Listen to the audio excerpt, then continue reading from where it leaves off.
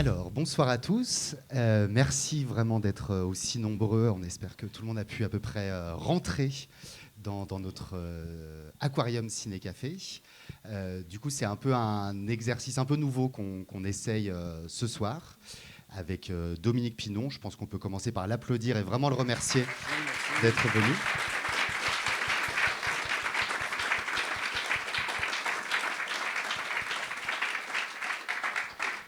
Donc, dans donc ce nouvel exercice, c'est que habituellement, quand on fait des projections, on prend 5-10 minutes pour présenter le film, puis après il y a le film, et puis après on en discute. Et là, on s'est dit quand même, comme Dominique est avec nous, on va étendre un peu l'exercice, et du coup, on va commencer par 1 heure. On va pouvoir discuter avec vous de votre carrière, de vos films, de votre expérience de comédien extrêmement variée. Émile commencera d'ailleurs par dire un petit mot de tout ce parcours. Donc voilà, on va faire 1 heure. L'idée, c'est que dans un premier temps, on va plutôt poser des questions, Émile et moi, mais dans la fin de cette première heure, on vous laissera bien entendu à un moment pour que vous puissiez poser toutes les questions, rebondir par rapport à des choses qui ont été dites ou aller vers des choses qu'on n'aurait pas abordées. Et puis après, voilà, le film, et puis après le film, discussion du coup autour de Délicatessen. Voilà. Et ouais. Alors juste parler oui, bien non, dans on peut déjà parler de Délicatessen là, si vous avez envie. Parce qu'après, j'aurai moins de temps. Oui, c'est ça, effectivement. Donc effectivement, après la projection, comme vous repartez un peu vite à Paris, le temps ne sera pas... J'ai envie de vous demander combien il y en a ici qui ont déjà vu le film. Ah oui, un petit paquet, oui. Il y en a qui ne l'ont pas vu. Ah bah ça c'est bien. Alors du coup, par contre, comme on est capté, c'est pas mal si on parle dans le micro. Si c'est bon oui. D'accord. Sinon, on vous entendra pas super bien. Alors du coup, pour commencer, avant de rentrer dans le vif du sujet, je te laisse du coup dire quelques mots un peu sur... Ouais, très brièvement du coup, pour éventuellement les quelques personnes qui auraient besoin de resituer Dominique Pinon, qui a une carrière absolument monumentale, donc on va rester très en surface et très bref. Du coup, Dominique Pinon, vous avez commencé vos carrières dans les années 80 à peu près. Oui. Je dis vos carrières, c'est pas innocent, c'est parce que je pense que la plupart des gens ici connaissent Dominique Pinon comme acteur de cinéma. Beaucoup de gens savent moins que vous êtes aussi comédien de théâtre, donc avec une carrière au théâtre qui commence dans les années 80, qui déroule jusqu'à aujourd'hui encore, donc une grande partie de pendant votre laquelle vie. je suis venu à Lyon d'ailleurs. Absolument. Les théâtres de Lyon, les Célestins, le TNP. Voilà, donc il connaît puis très bien Lyon. Qui s'appelle le Théâtre du Point du Jour, que vous connaissez peut-être. Effectivement, dans le 9e arrondissement. Donc tout un pan de votre carrière de comédien-acteur qui passe aussi par le théâtre. Voilà, on va moins en parler maintenant, mais c'est important de le noter.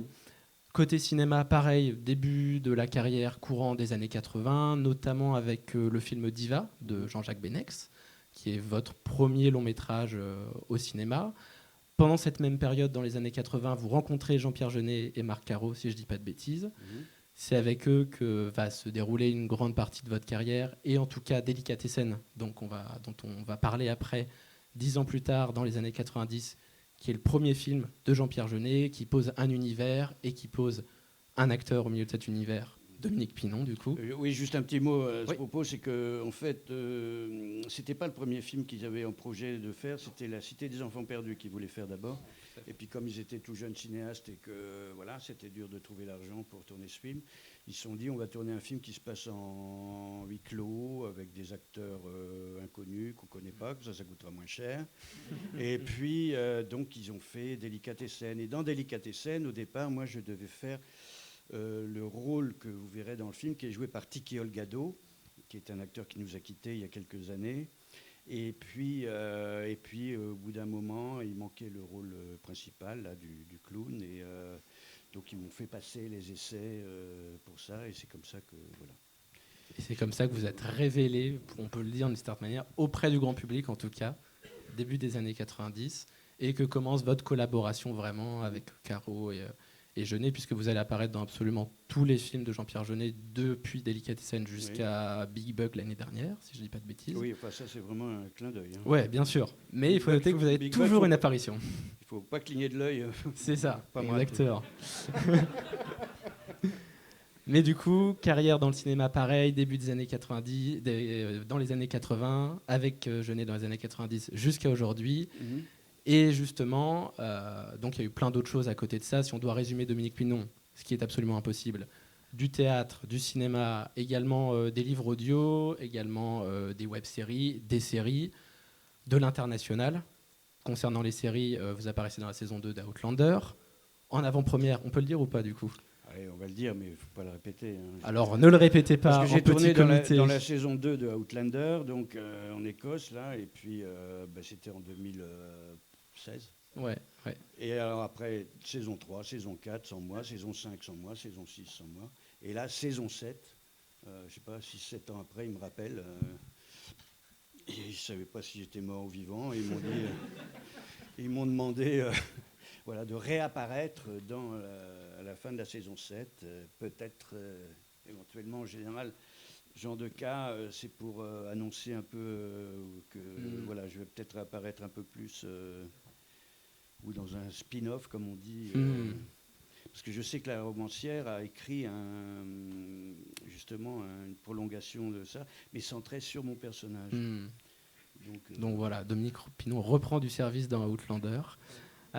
Donc pour être très bref, c'est tout confondu, plus d'une centaine de rôles, télévision, séries, cinéma, théâtre, etc.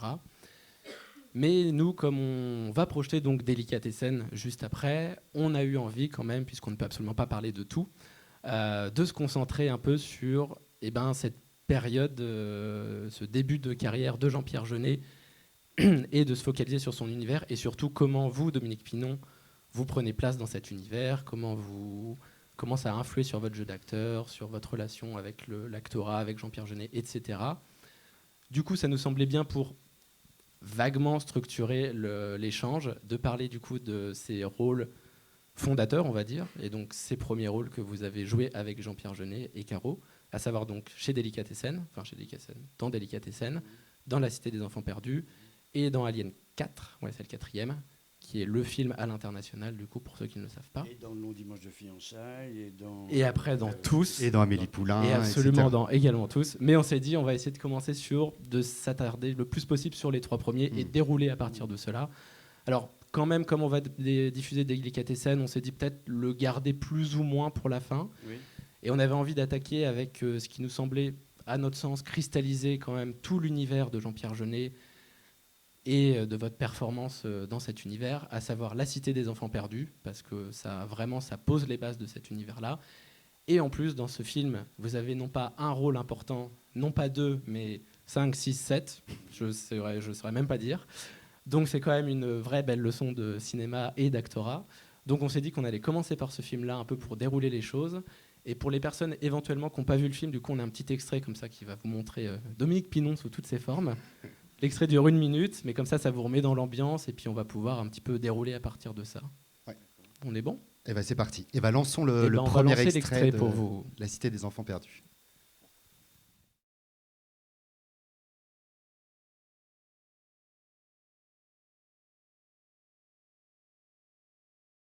Du coup, très simplement, la première question qu'on voulait vous poser, c'est comment ça se passe techniquement de jouer autant de personnages.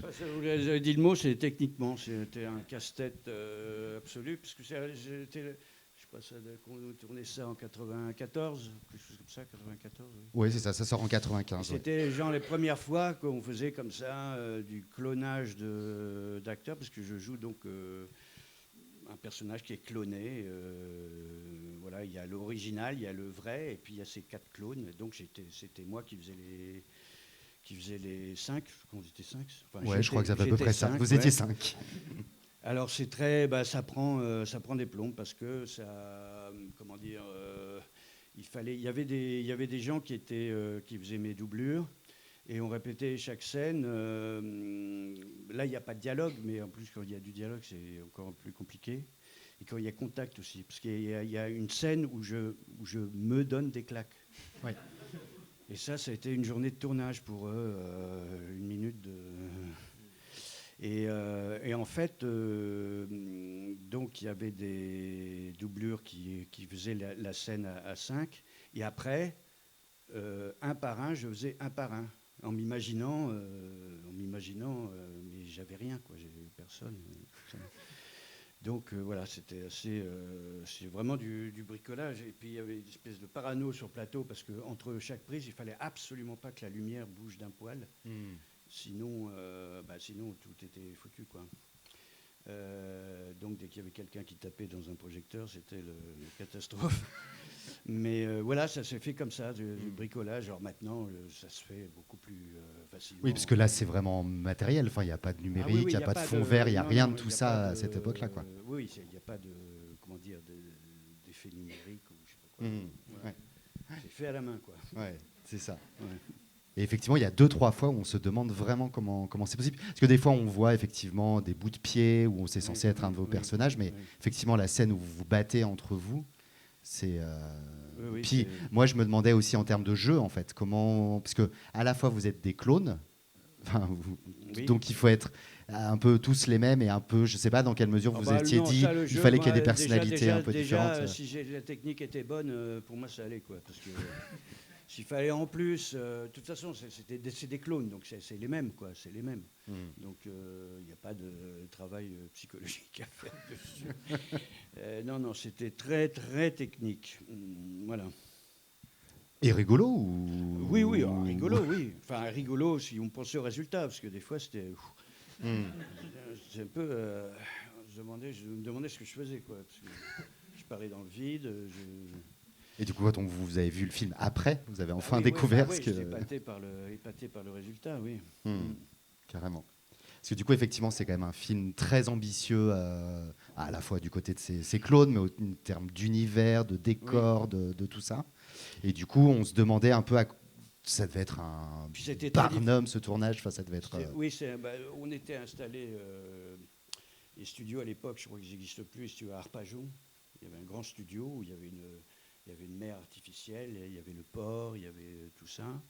Et puis c'était difficile aussi parce qu'on tournait avec beaucoup, beaucoup d'enfants. Donc il y avait toute une organisation. À chaque fois que les enfants allaient tourner, il y avait des personnes très compétentes qui leur racontaient un peu ce qu'ils allaient faire, tout ça. Parce que des fois, ils se sont retrouvés dans des scènes. Bon, il fallait les préparer quand même un petit peu. Hein. Et voilà. Et oui, c'était un gros Barnum. Ouais. Et du coup, très long aussi, parce que vous disiez juste avant que c'était donc à la base le premier projet, c'est ça, de Caro et Jeunet. Voilà. Et puis il a fallu en faire un qui est quand même déjà délicatessen en termes de décor, on devait déjà être costaud. Et donc là, ils ont réussi, grâce à ce premier film, à trouver beaucoup de moyens, ou malgré tout, on reste dans une économie qui en plus est un peu serrée et vous limite un peu... Moi, je n'ai jamais parlé en termes de... Il y avait beaucoup de moyens dans les décors, dans cette mer là. Il y avait, un décor absolument somptueux, mais sans plus, quoi.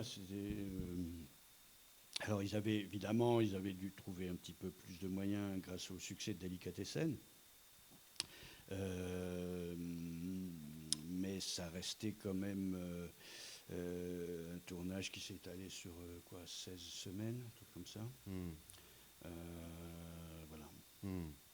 Et c'est plutôt galvanisant de jouer dans un décor comme ça, du coup, d'avoir cet excès, ou c'est l'inverse, ça met la pression et... Ah bah non, ça met pas... Non, c'est fabuleux de jouer dans des décors comme ça. D'ailleurs, maintenant, ça se fait plus beaucoup, quoi. Ça devient très rare. Beaucoup plus du studio aujourd'hui. Du studio et puis du numérique. Les foules sont faites en numérique. Voilà.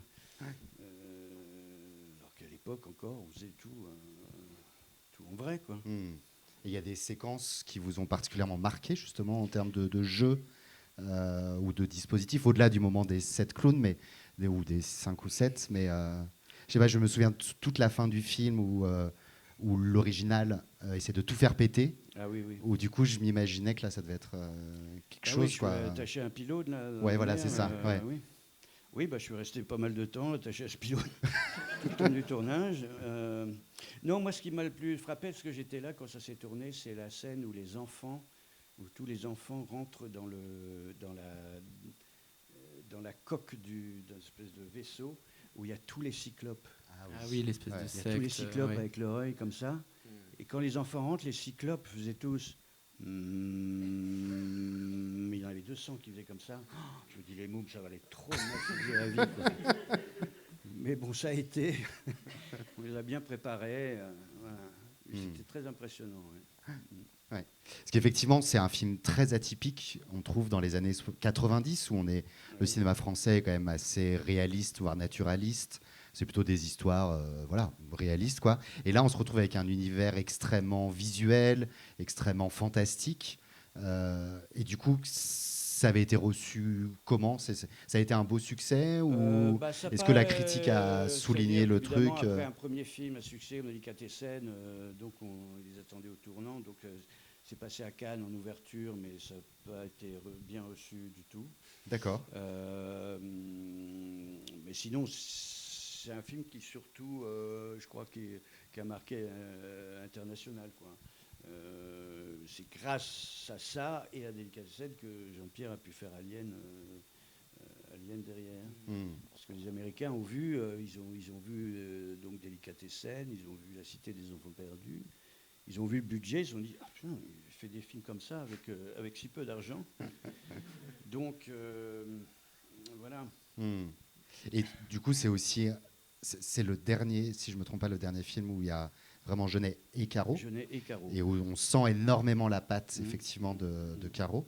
Et ça se répartissait comment, un peu dans le tournage entre les deux, quoi.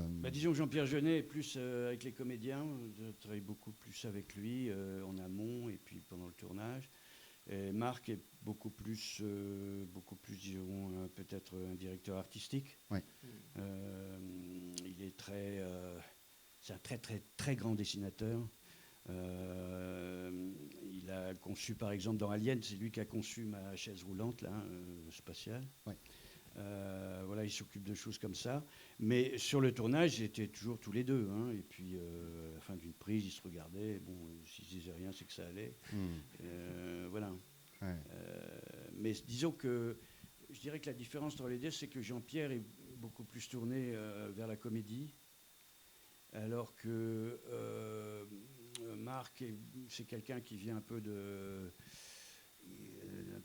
milieu punk, et donc il a une connaissance incroyable de films, de séries Z, de connaissances. Il est beaucoup plus sanguinolent, lui, dans ses... Voilà. Et effectivement, c'est vraiment une espèce de tension qu'il y a dans tous ces films-là. Oui, voilà. Il y a un rapport à la comédie et à la fois. Oui. Effectivement, c'est peut-être traumatisant pour les enfants qui jouaient. Je me disais même, peut-être les spectateurs, peut-être pas le voir trop tôt, je pense, ce film, non? Je ne sais pas s'il y a entre 6 et 10 ans. Si on le voit, est-ce que ça ne peut pas générer...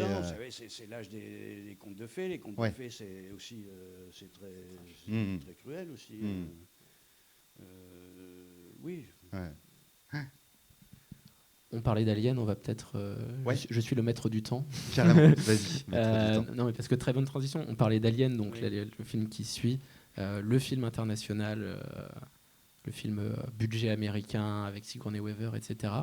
Donc pareil, on a un petit extrait pour remettre dans l'ambiance pour ceux qui n'ont pas vu Alien et qui n'ont pas vu Dominique Pinon dans Alien. C'est quand même magnifique. Donc on va mettre le petit extrait et puis on va enchaîner derrière avec des questions.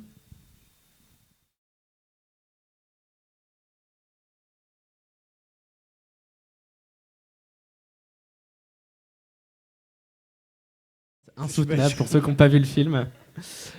Alors du coup, moi j'ai envie de demander, parce que vous mentionnez le fait que c'est un film avec un budget bien plus conséquent que les films tournés en France. Du coup, qu'est-ce que ça change foncièrement quand on est acteur sur ce genre de production? En fait, ça change rien. Ça change rien parce qu'un film c'est toujours fait avec une caméra, avec des gens derrière, et donc voilà. Et même il y a une fois où je me suis dit tiens. Justement, à la fin de cette scène, là, parce que bon, je finis par tomber dans l'eau, et puis on ressort, espèce de puits comme ça, on ressort, et tout autour, il y a des œufs d'aliens qui sont en train d'éclore. Donc évidemment, nous, on ne sait pas sortir de l'eau. Et donc, toute la journée, on a tourné cette scène, où on réapparaît, là, on sort de l'eau, et puis il y a ces œufs là, qui font comme ça. Alors moi, sur le tournage, je me suis dit, tiens, il doit y avoir un mec aux manettes derrière, un truc électronique qui commande les œufs. Et en fait, à la fin de la journée, à la fin de la journée, qu'est-ce que je vois? Il y a une main qui sort. Et en fait, c'était des marionnettistes qui faisaient ça. Et je trouvais que c'était super, parce que je me dis, tiens, c'est un film, je ne sais pas combien de zéros dans le budget. Et puis, quand même, il y a des, voilà, on est encore dans l'artisanat, quoi. Il y a quand même de la matérialité, voilà. malgré le budget. Voilà, ouais. Alors, sauf peut-être la créature de l'alien, quand même. Alors, l'alien, oui, là, c'était... il y a très peu de fois, on l'a vu en vrai, enfin, avec le bonhomme en dessous. Évidemment, toutes les scènes sous l'eau, c'est de la post-prod. Et nous, on avait comme indication de jeu, on avait 4 degrés de peur. Il y avait niveau 1, niveau 2, niveau 3, niveau 4, selon la proximité de l'alien. Et voilà, oui. Et justement, parce que la séquence sous l'eau, là, je la revois très bien. Ouais. Et elle est incroyable, cette séquence. Et incroyable, en termes de jeu, oui. comment ça s'est passé? Est-ce que c'est pas parce que du coup, sur le personnage l'interprète, il est handicapé, du coup, il est accroché à quelqu'un qui nage collé sur son dos.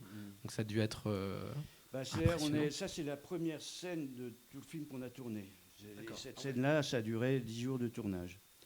Donc il y a la Fox, là-bas, ils avaient creusé un bassin exprès pour le décor. On a été visiter le décor avant qu'ils mettent de l'eau. Et puis après, on a eu un petit entraînement de marine pour pouvoir faire une traversée en apnée sur 22-23 mètres. Et donc, oui, ça a duré 10 jours, ce tournage. Mais enfin, l'eau était chauffée. Hein. Oh bah ça va alors.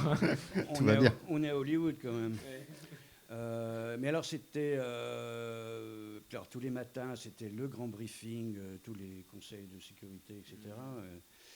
Ce qui n'empêche pas qu'il est arrivé des trucs, parce que quand on est arrivé au bout du parcours, là, cette scène où donc le vaisseau est immergé, et donc on avait cette traversée en apnée sous le décor. On ne pouvait pas réapparaître au bout, donc il y avait des détendeurs là, qui étaient alignés, le truc. Donc on attrapait le détendeur et puis on se le mettait là.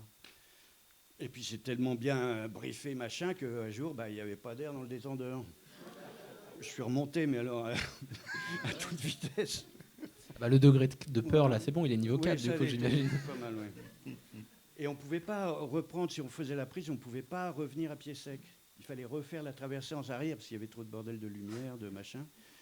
Donc voilà. Et bon, alors je raconte, parce que j'ai déjà raconté plusieurs fois, mais Winona Ryder, donc, qui tournait dans le film, est une fille de Baba. Hein, et son parrain, c'est Timothy Leary, qui était le pape du LSD à l'époque. Hein. Et puis un jour, moi qui n'avais jamais fumé de ma vie, hein, et c'était le dernier jour de cette scène. Et donc, il restait genre un plan à tourner, il fallait finir le décor, et puis voilà. Donc, on était tous un peu soulagés d'en avoir fini avec ça. Et puis elle nous fait « Come on guys, let's go smoking ». Bon. Alors moi, comme un bon idiot, je suis le groupe. Et puis, elle nous fait fumer son herbe là, de San Francisco. Alors, je ne sais pas ce qu'il y avait dedans, mais j'étais pas bien du tout. Au bout de 3 trucs, mais pas bien, quoi. Sueur blanche, je ne sais plus comment je m'appelais dans le film. Mais vraiment mal, quoi. Et puis, bon, l'assistant arrive, come on, guys, let's go shooting. Et là, j'ai cru mourir, vraiment. Parce que, faut pas faire ça, quoi. Je suis pas bien. Et là, j'ai eu l'impression d'avoir fait la traversée. En fait, deux plans merdiques qui restaient, c'était toute la traversée, quoi. C'est tout le plan séquence. Et ça a été terrible, terrible, terrible. Alors, tous les autres étaient éclatés, mais moi, pas du tout. Et heureusement, je suis sorti vivant, et voilà. Et depuis, j'ai plus jamais fumé. Malgré tout, du coup, on est quand même avec un Jean-Pierre Jeunet qui est un auteur un peu à l'européenne.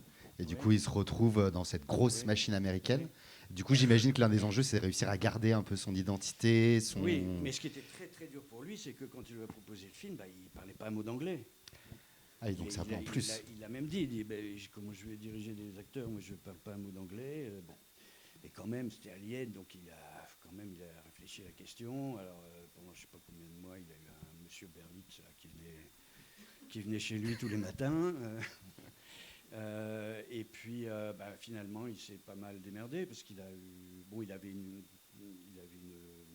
traductrice, une assistante. Et puis, il commençait même à comprendre. Mais le plus dur pour lui, c'était d'être sûr que les acteurs disent bien le dialogue qu'il avait décrit, etc. Voilà. Parce que quand on n'a pas la langue dans l'oreille, c'est vrai que... Mais il s'est pas mal démerdé. Mais c'était très dur pour lui quand même. Hein, tous les jours. Parce que c'est très surveillé. Tous les jours, il y a le numéro 1, le numéro 2, le numéro 3 ou le numéro 4 de la Fox qui venait, machin. Ouais, il était moins libre que les films. Moins libre, mais il a quand français. même fait ce qu'il voulait comme film. Quoi. Ouais. Mais je me souviens que le premier scénario qu'on lui a envoyé, en plus, c'était complètement naze. C'était vraiment... il a quand même obtenu ça, qu'on réécrive tout. Ouais. Et vous, du coup, en tant qu'acteur Moi, français au milieu de tout ça... Je ne m'attendais pas du tout à me retrouver là-dedans. Ouais. Déjà, c'était quelque chose, c'était un choix qu'il a voulu... Oui, je suppose. Moi, j'étais en train de répéter au théâtre de la Colline, à Paris. Et puis, je reçois un coup de fil. Jean-Pierre, oui, ça va. Tu sais où je suis? Non, je suis à Hollywood, là. Ah bon? Qu'est-ce que tu fous là-bas? Je vais tourner Alien. Quoi? Tourner Alien? Parce que moi, c'est un grand souvenir que je suis arrivé à Paris. J'ai vu le premier Alien à l'Escurial quand j'étais au cours Simon. Hein. Ah bon? Super, très bien. Et puis il me dit j'ai Sigourney Weaver à côté de moi. Ah bon? Elle voudrait que tu joues dans le film? Non. Voilà. Donc j'ai eu un metteur en scène très compréhensif qui m'a remplacé. Et puis voilà, je suis parti là-bas. Ouais. Alors, par contre, vous maîtrisiez l'anglais, c'est ça disons aussi oui, maîtriser. Ça demande du travail quand même, hein, quand on joue dans une autre langue. Parce que moi, j'avais vécu un an aux États-Unis quand j'étais ado, en Alabama. J'avais une bourse pour aller un an dans une famille. Et voilà, et j'ai fait une dernière année de high school. On ne choisissait pas où on allait, on allait là où il y avait une famille qui pouvait vous accueillir. Donc voilà, j'ai eu cette expérience-là et qui m'a bien mis la langue dans l'oreille. Mais pour autant, du coup, est-ce que vous avez senti une manière, je sais pas, différente d'appréhender le jeu ou finalement c'est assez fluide de se retrouver au-delà de la question de la langue, quoi? C'était. Oui, non, tous mes partenaires. Non, le jeu, c'est jouer, voilà, moi ça me demandait un peu plus de concentration parce que c'est vrai que l'anglais, même si je la maîtrise bien, voilà, faut que ça demande, c'est pas aussi facile que quand on joue dans sa langue maternelle. Mais sinon, tous les partenaires que j'avais là, c'était vraiment, c'est super, c'est une bonne bande. On s'est bien amusé. Bah oui. Bah oui. Mais du coup, pour autant, Alien, ce qu'on disait, c'est que ce que vous racontez, c'est que Jean-Pierre Jeunet qui vous a appelé, du coup. Mais après Alien, il y a quand même eu d'autres films à l'international. Je pense à Crime à Oxford de la Iglesia, ou Le Pont du Roi Saint-Louis, je crois, où il y a De Niro et Hervé Kettel. Oui. Là, comment ça s'est passé? Après, c'est votre choix de non, mais tourner pas choix. Non, vous savez, on n'a pas souvent le choix quand on est comédien. J'ai choisi, je vais tourner avec De Niro. C'est tombé comme ça, quoi. C'est le producteur, Norbert Saada, qui m'a appelé. Tiens, et voilà, je fais un film. J'ai De Niro, j'ai Harvey Keitel, il y avait Geraldine Chaplin, Gabriel Byrne. Enfin, il y avait un casting absolument incroyable. Et puis on était 3 Français, donc il y avait Émilie Dequesne, moi et Samuel Le Bihan. Et donc on s'est retrouvés dans ce film qui s'appelle donc Le Pont du Roi Saint-Louis, qui se passe pendant l'Inquisition. Alors c'est un film qui a eu une carrière un petit peu bizarre. C'était comme ça un énorme casting. Puis il y a eu beaucoup de bisbilles entre les différents producteurs, ce qui fait que ce film n'a pas eu une sortie. Enfin, vous pouvez le trouver. Ça se passe pendant l'Inquisition, en fait. De Niro fait le grand inquisiteur et moi je fais le mignon roi du Pérou.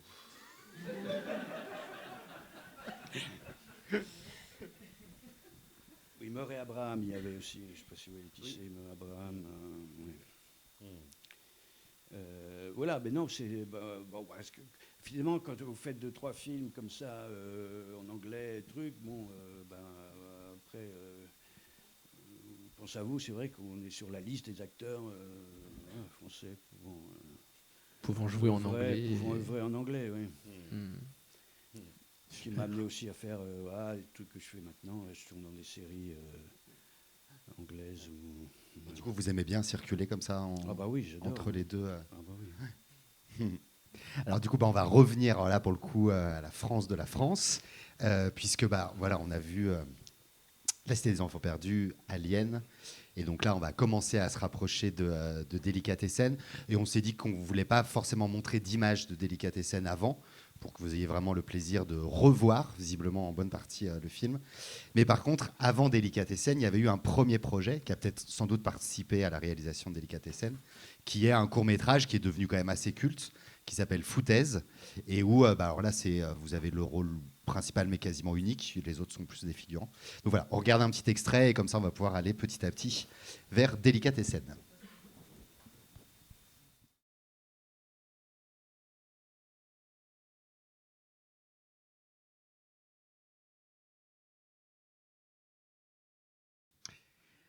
Alors du coup, donc voilà, premier court-métrage qui précède Délicatessen d'à peu près un an. Déjà, très simplement, comment vous vous retrouvez à rencontrer Genet pour ce premier court-métrage? Comment ça se passe? J'imagine que c'est quand même entre Alien et là, on est vraiment sur deux mondes différents. Genet et Caro, parce que j'ai rencontré les deux à peu près en même temps, ils sont arrivés à Paris en même temps que moi, fin des années 70, 80. Ils arrivaient Jean-Pierre arrivait de Nancy. Et puis, voilà. Peut-être le micro. Parce Oui, il faut le micro, oui. Captation, pardon. Oui, j'arrivais de Nancy. Non, il arrivait de Nancy et puis, je ne sais plus comment ça s'est fait. Ah si, je sais. C'est-à-dire qu'ils cherchaient des acteurs, justement. Deux, ils arrivaient à Paris, ils ne connaissaient pas du tout le milieu des acteurs, du cinéma, etc. Donc, ils essayaient de... Donc, ils sont allés voir des films et donc, ils sont allés voir Diva, qui était mon premier long métrage. Et puis, ils repéraient comme ça les gueules, les acteurs. Et puis, moi, ils m'ont repéré. Et donc, du coup, c'est comme ça qu'il m'a contacté. Voilà, André Douard, on débute. Voilà, faire connaissance avec des acteurs. Et c'est comme ça que ça s'est fait. Et donc, c'était le premier projet, c'était pour La Cité. Et puis, au fur et à mesure des années, ils n'y arrivaient pas. On se croisait. Il n'y a pas y arriver. Puis au bout de 10 ans, ils ont rencontré donc cette productrice qui s'appelle Claudie Ossard, qui est complètement tombée vraiment amoureuse de leur projet. Et grâce à elle, donc, ils ont pu faire Délicatessen. Et puis, comme je vous ai dit tout à l'heure, Délicatessen, je vais avoir un autre rôle au départ, qui était moins important que celui que j'ai fini par jouer. Et j'ai passé des essais, et puis voilà, ça s'est fait comme ça. Et sur Délicatessen, comme eux, ils ne connaissaient pas non plus les acteurs, ils viennent d'un univers, ils viennent un peu de la... Comment dire alors déjà, Jean-Pierre, il n'a pas fait du tout d'école de cinéma. Lui, quand il était à Nancy, il installait des standards téléphoniques. Mais quand même, ses parents lui avaient offert une caméra, etc. Donc, depuis ado, il s'amusait à faire des petits trucs avec des personnages en pâte à modeler. D'ailleurs, il en a fait un ou deux comme ça. Et puis Marc, il venait aussi un peu de l'univers fanzine, un peu du dessin, tout ça, mais il ne connaissait pas les acteurs, tout ça. Et donc avant Délicatessen, on a fait beaucoup de répétitions. On a fait beaucoup de répétitions, beaucoup de comme ça pour faire connaissance puis voilà, on a tourné. Et je peux pas vous raconter trop parce que vous n'avez pas vu le film, donc enfin si, il y en a qui l'ont vu, mais il y a des choses qui sont passées pendant le tournage qui étaient assez marrantes. Enfin, vous verrez, si je peux en parler quand même. Vous verrez à un moment, il y a la scène du thé où je reçois donc mon amoureuse dans mon petit appartement, et puis qui est jouée par une comédienne qui s'appelle Marie-Laure Dugnac, et on avait beaucoup répété cette scène. Et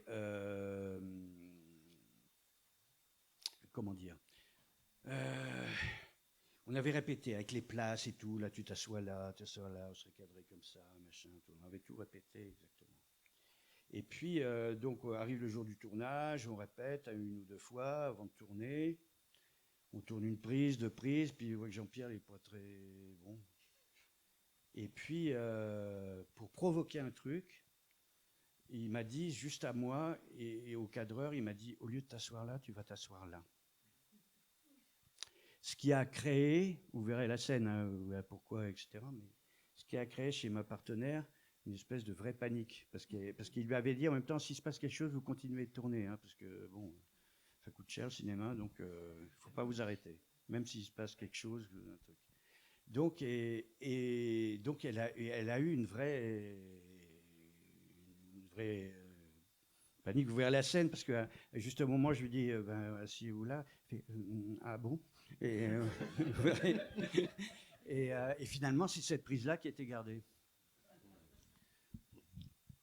Ouais, du coup, moi, ça me fait rien à voir, mais ça me fait un peu penser à Piala qui aimait bien faire improviser les acteurs, etc.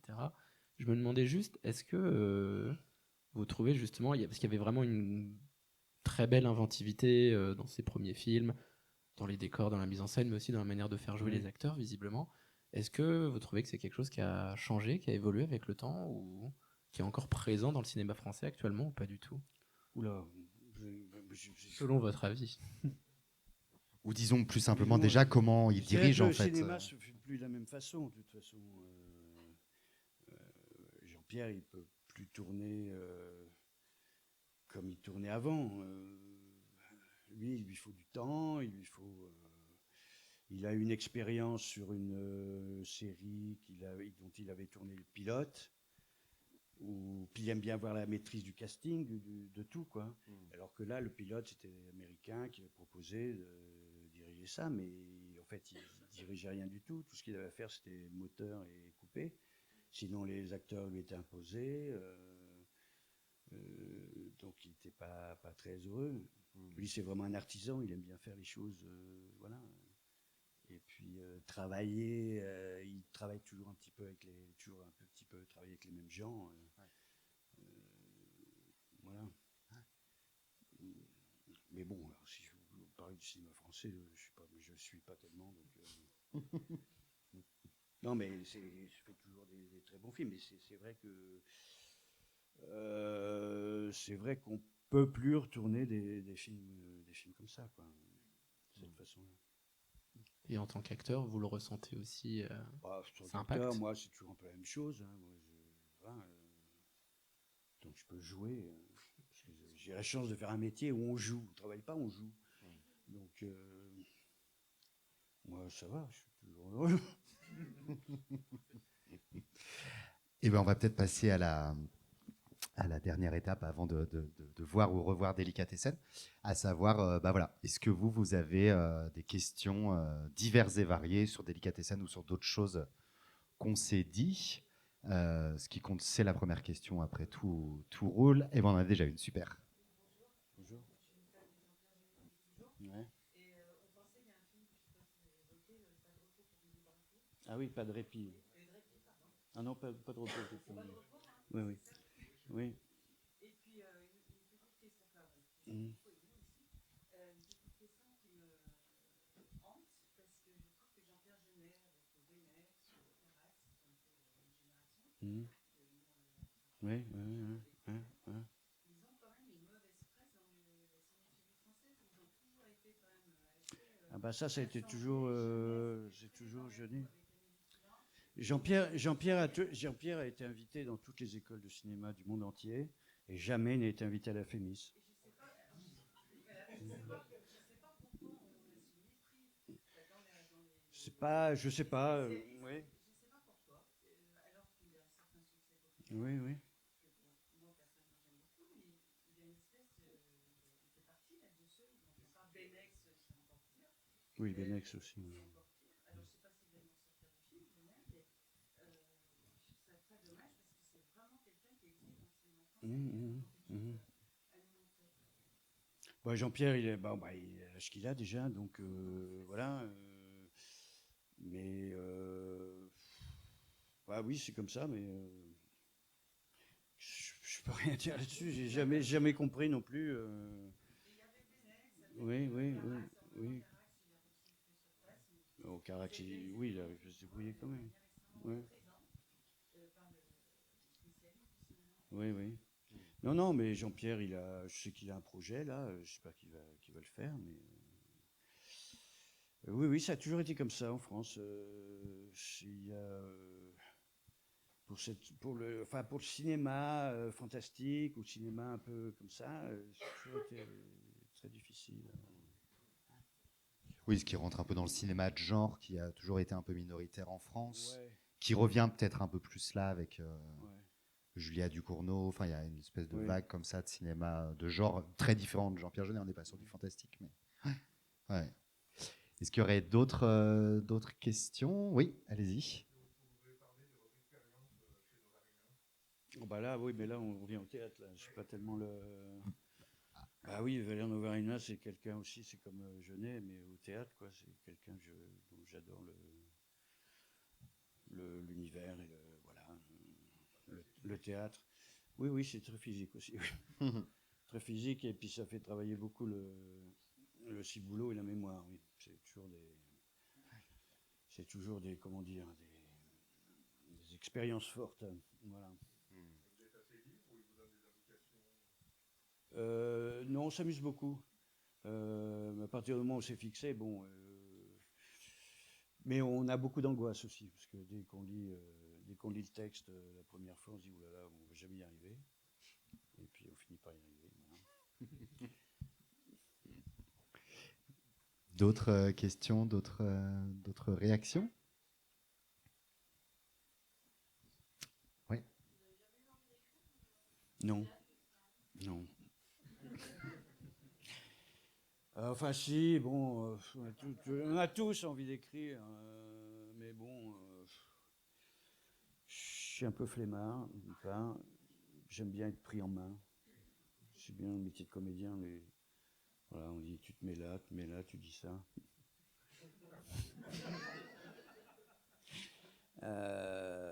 Mais écrire peut-être un jour, oui, je sais pas. Il faudrait vraiment que j'ai quelque chose à raconter, quoi.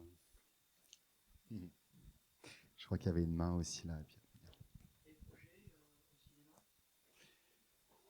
Au cinéma, bah, y a un film qui va sortir, là où je fais un petit truc dedans, qui s'appelle Apache, qui va sortir aux alentours du 20 février, avec Nish Schneider, je sais plus qui c'est encore, Il y a un film d'époque, c'est ça, qui se passe oui. au début du 20e. Les Apaches, c'était les voyous du début de siècle à Paris, on les appelait les Apaches. Et donc moi, je joue le doyen des Apaches. Donc ça sera au mois de février. Et puis sinon, bah, je tourne dans des trucs. Là, en ce moment, j'ai tourné dans une série américaine qui s'appelle Raise the Dead, un truc de zombies. Et puis, et là, demain, je pars à Glasgow. Je vais retourner dans une série dont j'avais tourné dans la 2e saison qui s'appelle Outlander pour Netflix. C'est une très très belle série. Et voilà. Et puis sinon, je répète au théâtre pour Avignon cette année. Voilà. Vous allez jouer quoi? Je vais jouer une très très très belle pièce d'un Napolitain qui s'appelle Fabio Mara, qui a écrit déjà pas mal de choses, qui a eu un ou deux Molières il y a quelques années. Et là, c'est une très jolie pièce. Et il y a toujours, c'est des histoires de famille avec toujours problème du handicap. Il y a toujours un personnage plus ou moins handicapé. Et là, ça va être le mien qui joue un vieux peintre. Ben oui, vieux, il faut accepter, n'est-ce pas? Et qui commence à perdre la vue. Okay. Voilà. Et c'est surtout les rapports entre lui et sa sœur. Et c'est très très beau. Trop bien. Voilà. Je crois qu'il y avait une main là. Question, ouais.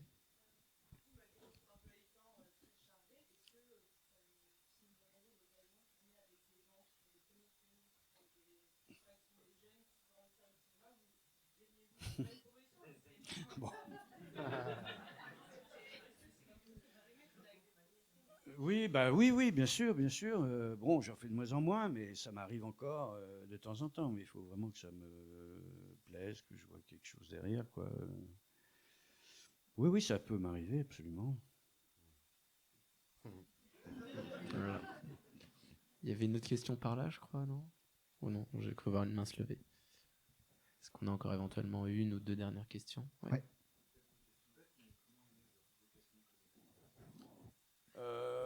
Bah, c'est à la fois une vocation, oui. Comment dire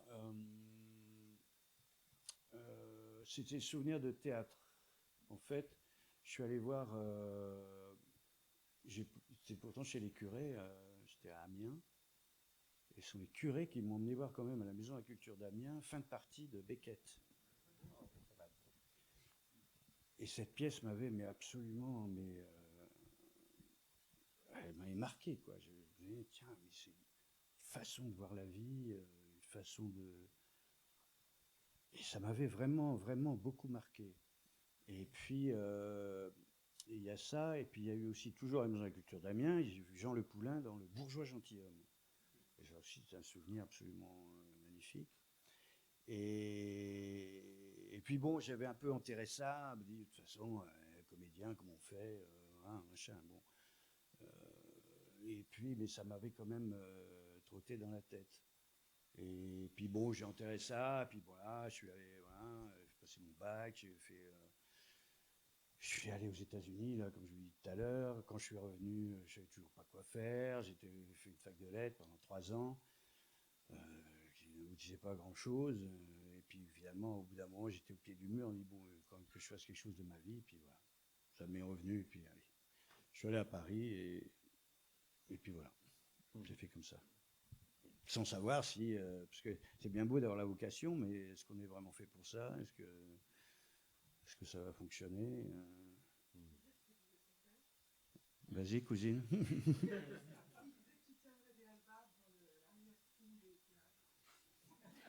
Ah oui.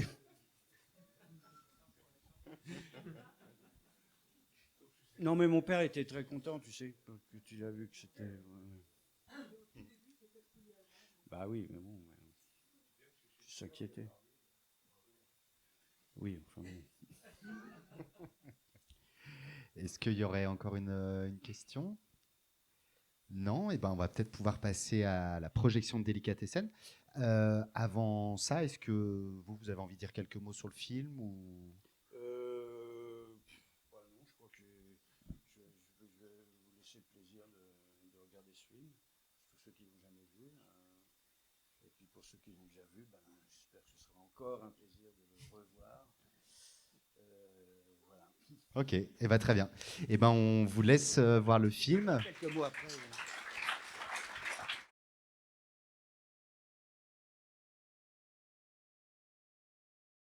Eh bien voilà. Vous l'avez donc vu et pour beaucoup revu. Donc bah, l'idée c'est que maintenant on puisse un peu discuter du film et qu'on puisse surtout vous poser des questions à Dominique Pinon. Donc bah voilà, est-ce qu'il y a comme ça, c'est toujours un peu compliqué dès qu'on sort du film à chaud, mais est-ce qu'il y a des premières réactions, des premières questions que vous auriez envie de poser? Alors, je vous laisse un tout petit peu de temps, mais déjà, du coup, vous nous aviez dit avant cette histoire de la séquence là où l'amoureuse, du coup, il y avait eu un enjeu de La tournage. scène de thé. C'est ça. Et du coup, est-ce qu'il y a eu d'autres moments comme ça dans le tournage où il y a eu des jeux Je sais que j'étais pas là, mais Jean-Pierre m'a raconté le moment de la gifle quand le boucher gifle sa fille. C'était un peu dur pour Marie-Laure parce que ça marchait pas et Jean-Claude Dreyfus il n'osait pas. Et puis à un moment il a dit à Jean-Claude et tu lui en fous une bonne. Et voilà. Il y a des fois au cinéma il faut. Bon. Mais sinon voilà bah, tout est fait main comme je vous ai dit. La scène de l'eau là tout ça. Ils avaient fait des maquettes, ils avaient fait des essais sur maquettes avant pour voir comment l'eau truc. Et puis sinon, on l'a fait en vrai. Ils ont vraiment construit. C'est tourné à l'ancienne régie des tabacs, à Pantin. Je crois que c'est à Pantin. Oui. Donc, C'était alors tous les appartements de l'immeuble, en fait, selon la période de tournage, on tournait l'appartement d'un tel truc, mais ça resservait après. Après, il le repédiait pour tourner l'appartement de truc et tout. Et qu'est-ce que je voulais dire? Oui, donc ils avaient fait des essais sur maquette et donc ils avaient spécialement avec des murs super solides, etc. Et puis évidemment, ils ont mis des cascadeurs devant la porte parce que c'était quand même un peu. Ils se sont retrouvés dans la cour du. Ils se sont retrouvés dans la cour. Enfin, on l'a vraiment fait quoi. Une tournée avec la vraie eau, c'est pas du numérique.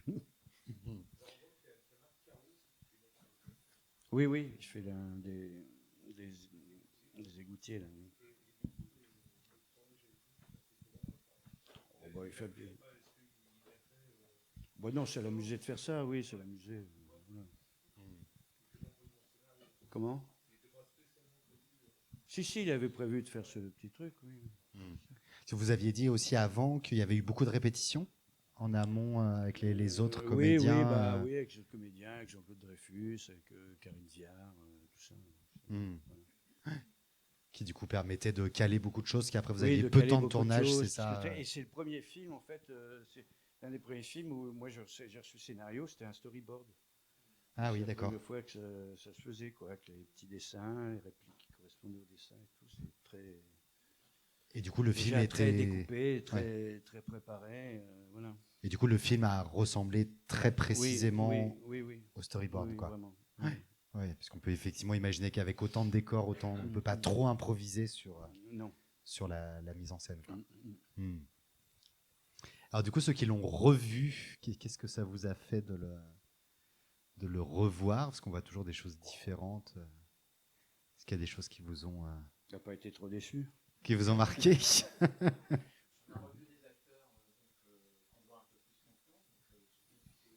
Oui, Karine Viard. Oui. Et puis il y en a qui, hélas, qui sont partis. Tiki Olgado.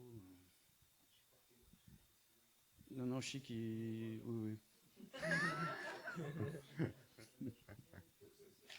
Rufus aussi, oui, est toujours avec nous. Oui.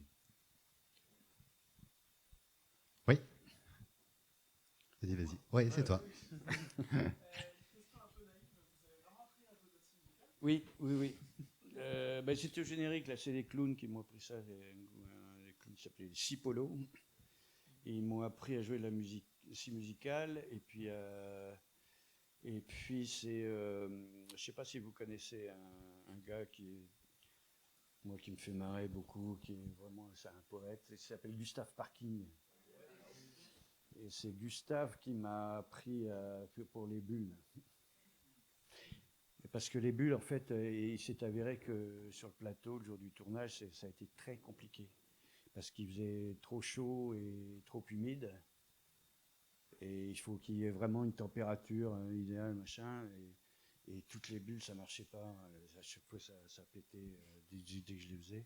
Puis finalement, on y est arrivé. On a réussi à garder 2-3 prises, mais ça a vraiment été difficile. Oui, sinon, un scie musicale, vous savez, tout le monde peut en jouer. J'ai un magasin de musique, vous mettez une scie musicale, ça joue à l'oreille, il faut un petit coup de poignet, puis je sais pas. En autre défi de tournage, il y a toutes les scènes avec le chimpanzé. Oui, avec Clara. Avec Clara. Bah oui, c'était ma première partenaire, ouais. Oh, bah elle était gentille comme tout, cette Clara. C'était vraiment, oui, elle était épatante, elle était très disciplinée. Bon, il y avait son dresseur qui était là. Mais voilà, toujours du contact que j'ai eu de sa main dans ma main, c'est assez inouï, quoi. Ouais.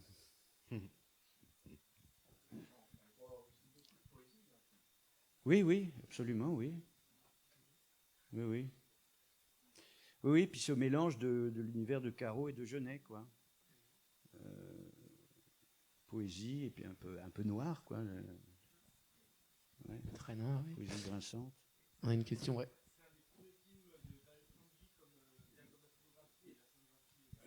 Oui, alors Darius Khondji, il avait fait avant... Ah, mais je ne me rappelle plus le titre du film. Il avait fait un film qui avait fait parler de lui à l'époque, qui s'appelait les îles des chiens. Oh, je sais pas, un truc avec le chien dedans, le mot chien, je ne me rappelle plus. Hein? Peut-être c'est ça, oui. Oui, c'est ça, oui. Oui, oui. Oui, oui, Darius, oui, oui, il avait fait la photo de ce film. Oui. Darius Khondji. Du coup, il y avait une grosse équipe technique. Bah, il y montée avait, sur, c'est un film qui, voilà, qui est cher à mon cœur parce que c'était un premier film pour beaucoup de monde. Il y avait beaucoup de techniciens, c'est leur premier film aussi. Voilà, on avait. Enfin, dès que j'ai eu le storyboard là sous les yeux, je me dis tiens, c'est vraiment quelque chose de spécial, quoi. On avait tous l'impression qu'on faisait vraiment quelque chose de particulier, qu'on a tous aimé faire. Ouais, vous sentiez que ça allait devenir quelque chose d'important? Non, on ne sent pas que c'est important. On sentait que c'était particulier. Ça, après, on ne peut pas prévoir le succès, mais voilà, c'est déjà bien. Oui.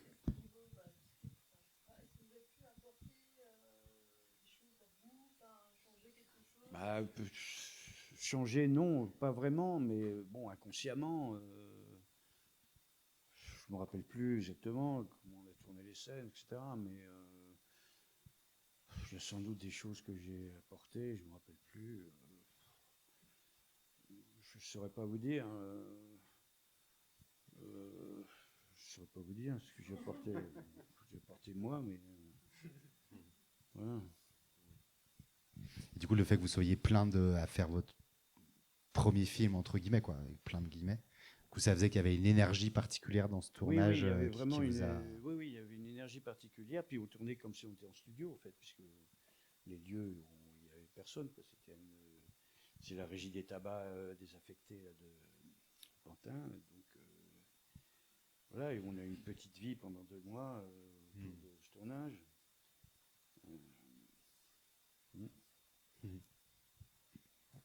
Oui.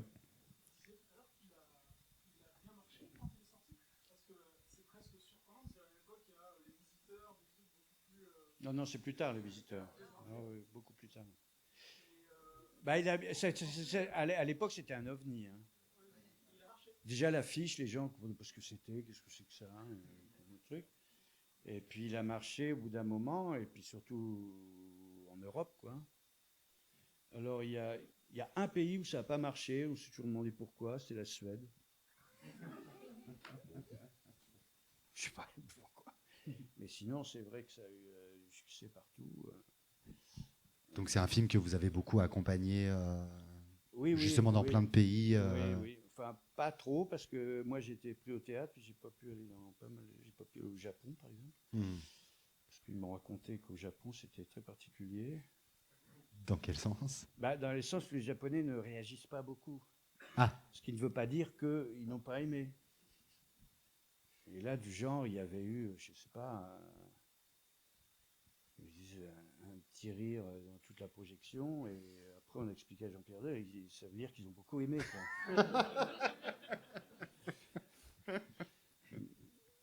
effectivement, ça doit toujours être très intéressant, j'imagine, de montrer un film et de voir comment c'est perçu selon Oui, sur les pays dans leur manière de réagir, de surréagir, de sous-réagir.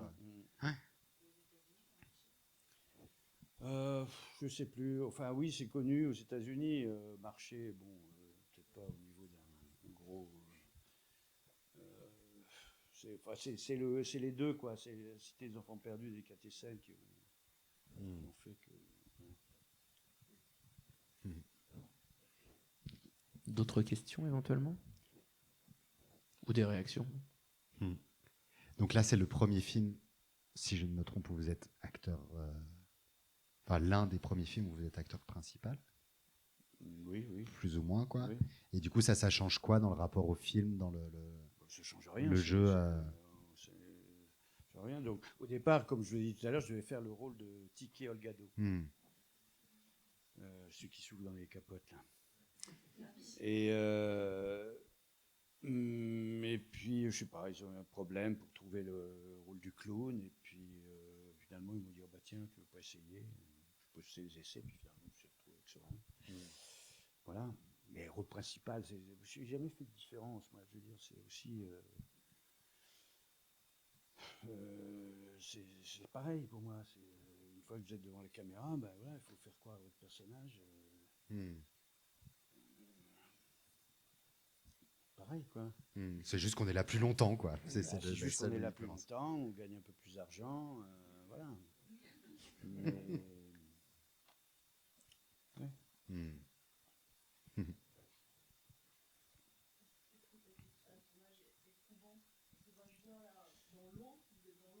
Oui, oui. Où elle était chaude comme Elle Hollywood. n'était pas très chaude, mais j'étais jeune à l'époque. Et puis, comme je vous dis, hein, j'étais payé pour, donc ça va. Non, c'était plutôt amusant. Pas... on n'a pas tourné en hiver non plus. Hein, je crois qu'on a trouvé ça au printemps. Donc, non, c'était vraiment un tournage fort et très amusant.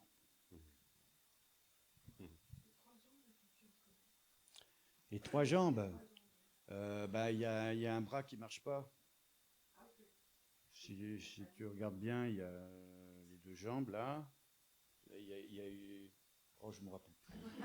Enfin, il y a un truc avec un bras qui tient la jambe du milieu et puis c'est bien caché. Voilà. Il y a un truc, ouais. De quoi ? Sur les 3 jambes. Non, ça c'est un numéro qu'ils avaient visionné plein de trucs, de numéros de cirque, tout ça. Je crois que Jean-Pierre, il avait vu ça. Il avait vu ça dans un truc à la télé, comme ça, un mec qui avait ce numéro-là. Ouais.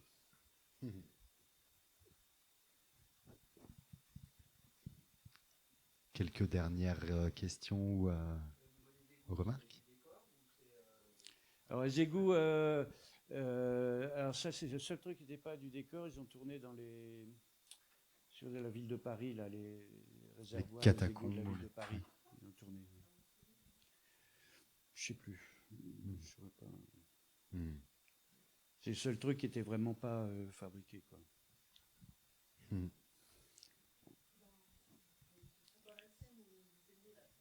Ah oui. Oh bah ça dure des plombes sur différents rythmes. C'est comme la scène du lit là aussi avec Karine. Alors, hein, il fallait tourner à différentes vitesses de caméra, machin et tout. Ça dure une journée quoi. Alors, tout ça n'est pas bien sérieux. Mais tout cela marche très bien. Mais oui. Oui.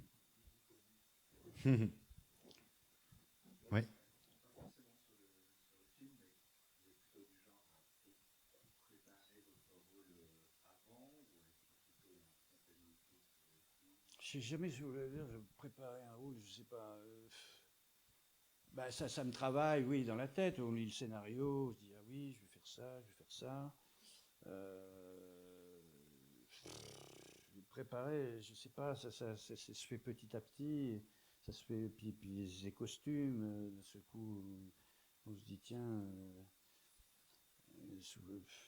d'un seul coup, on a la paire de chaussures qui fait que on va avoir cette démarche. Et ça se fait petit à petit comme ça, oui.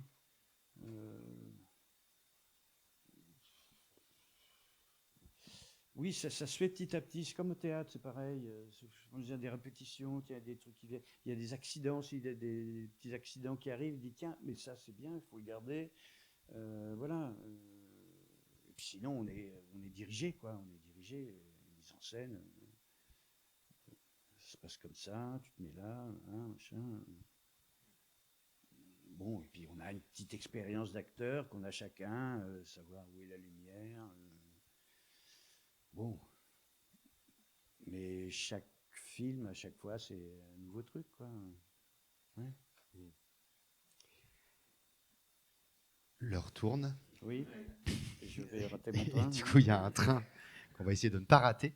Déjà, je pense qu'on peut encore remercier Dominique Pinon d'être venu avec nous.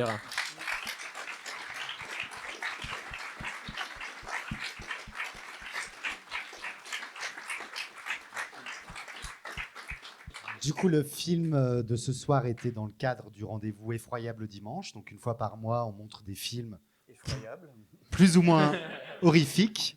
Et donc, juste pour vous tenir au courant, donc le 26... Le 26 février prochain, donc prochain rendez-vous Effroyable Dimanche. Alors, pardonnez mon accent anglais, moi j'ai pas vécu aux États-Unis. Donc, Thirst, ceci est mon sang de Park Chan-wook, en la présence très appréciée de Flavien Poncet, qui est exploitant dans les cinémas Lumière à Lyon et qui adore et qui est un grand connaisseur du cinéma asiatique de manière très large et qui viendra donc présenter. Ce film ayant la particularité quand même d'être une adaptation vampire d'un roman français d'Émile Zola. Thérèse Raquin. Donc c'est un vrai ovni. Le film est assez incroyable. Donc voilà. Donc si ça vous intéresse, c'est donc le mois prochain. Et puis voilà, le bar va être encore ouvert. On peut rester, refaire le film, refaire le match, discuter. Et puis ou sinon passer une bonne soirée. Et puis à très bientôt. Et voilà. Et ben merci à vous encore. Merci beaucoup.